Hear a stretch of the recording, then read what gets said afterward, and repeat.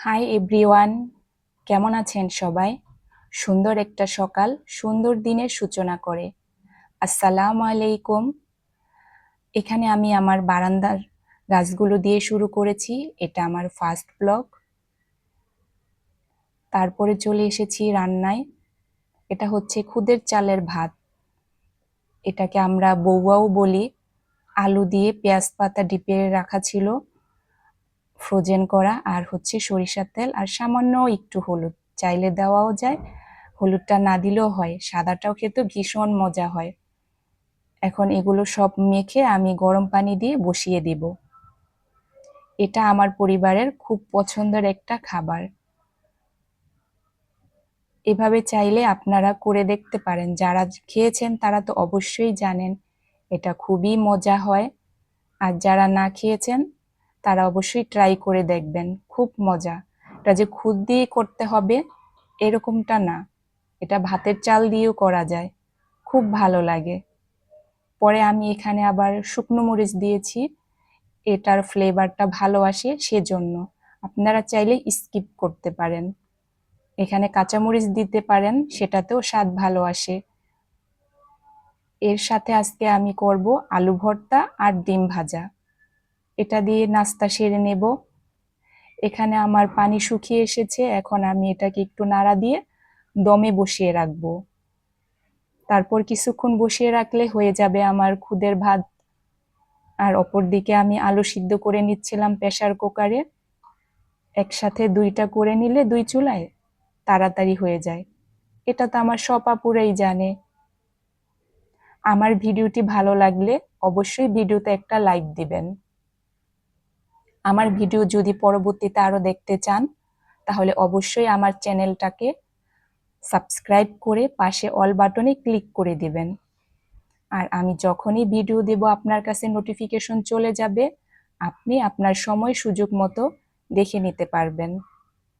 এরপরে হচ্ছে যে আমি আলু ভর্তার জন্য পেঁয়াজ বেরেস্তা করে নিব। এভাবে করলে ভর্তাটা খেতে বেশি টেস্ট হয়, যেটা আমরা সবসময়ই করি। মাঝে মাঝে কাঁচা পেঁয়াজ দিয়ে করা হয়, সেটা খুবই কম। তবে সববার টেস্ট বাট একরকম না। যাদের কাঁচা পেঁয়াজ দিয়ে খেতে ভালো লাগে তারা সেভাবেই খাবেন, সেটাতেও মজা। কাঁচা পেঁয়াজ ধনিয়া পাতা ওইটা দিয়ে করলেও মজা হয়। তবে শীতের সিজনে ধনিয়া পাতাটা বেশি টেস্ট। এই সিজনে দেখা যায় যে পাওয়া যায়, তবে সেই রকম টেস্ট না। তো আজকে আমার ছিল না, তাই আমি পেঁয়াজ ধনিয়া পাতাটা দিতে পারিনি। তবে আলু ভর্তায় ধনিয়া পাতা দিলে আলু ভর্তার টেস্ট অনেক গুণ বেড়ে যায়। এদিকে আমার ডিম ভাজাও হচ্ছে, আলু ভর্তার জন্য আলু রেডি হয়ে গেছে। এগুলা সব রেডি করে আমরা নাস্তাটা সেরে নেব।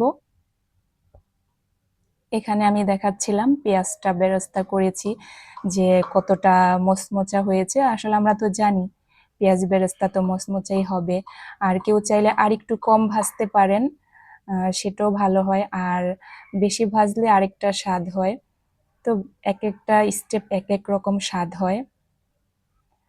এখানে আমার ভর্তা ডিম ভাজা সব রেডি, বউয়াও রেডি।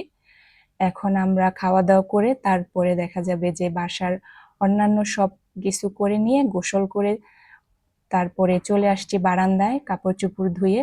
বেডশিট ধুয়েছি আজকে, এগুলো এখন বারান্দায় নেড়ে দেব।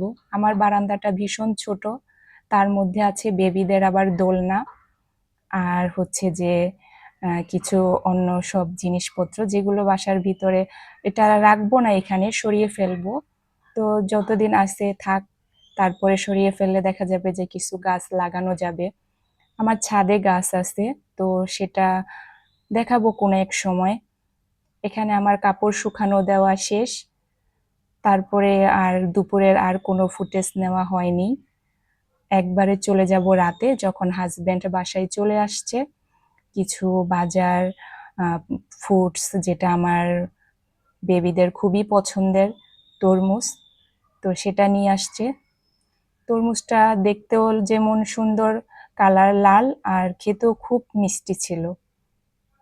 এর সাথে নিয়ে এসেছে কিছু ড্রাই ফ্রুট, যেগুলো এখন আমি সব ঢেলে রেখে দেব। এগুলোই বৈরমগুলা হচ্ছে যে আমি যে জেল মানে খাওয়া হয় সেই মিক্সড ফুডের সেগুলার মধ্যে রেখে দেই। আমার কথায় ভুল ত্রুটি হয়েছে অনেক, আমি জানি, প্রথম তো। তো সবাই ক্ষমার দৃষ্টিতে দেখবেন। আর পরবর্তী ভিডিও দেখতে চাইলে অবশ্যই আমার চ্যানেলটাকে সাবস্ক্রাইব করবেন। সবার জন্য রইল অনেক অনেক শুভকামনা। আল্লাহ হাফেজ।